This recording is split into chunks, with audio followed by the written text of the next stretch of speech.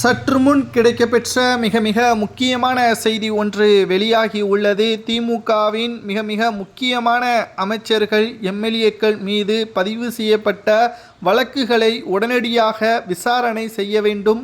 நீதிமன்றம் தற்பொழுது வெளியிட்டுள்ளது.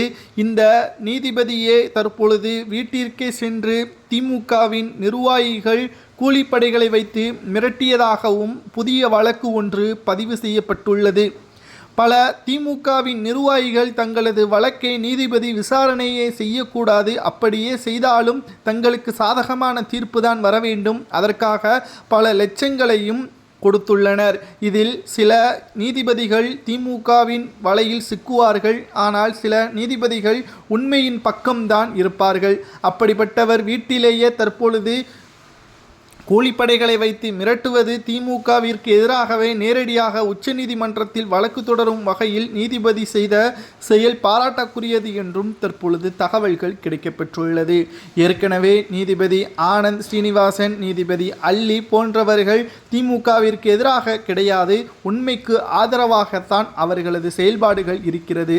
அதேபோல்தான் மற்றொரு நீதிபதி வீட்டிலும் தற்பொழுது மிக மோசமான முறையில் நடந்து கொண்டதன் காரணமாக நீதிபதி வழக்கு பதிவு செய்துள்ளனர். பலரும் திமுகவிற்கு கொடுக்கின்ற பணத்தை பெற்றுக்கொண்டு அவர்களுக்கு விசுவாசமாக இருக்க வேண்டுமா?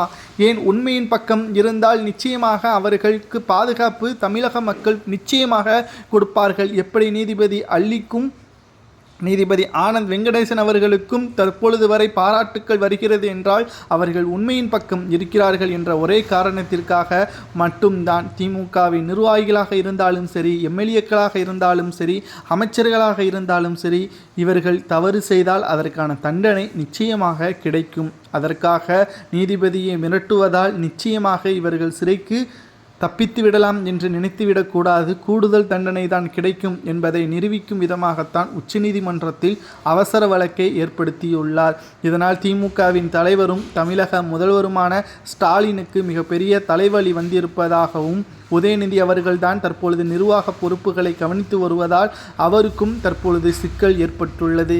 இதன் காரணமாக 2026 வழக்குகள் அதிகமாக உள்ள நபர்களை தேர்தலில் போட்டியிட வேண்டாம் என்ற அறிவுரை செய்திருப்பதாகவும் தற்பொழுது நமக்கு கிடைக்கப்பெற்றுள்ளது.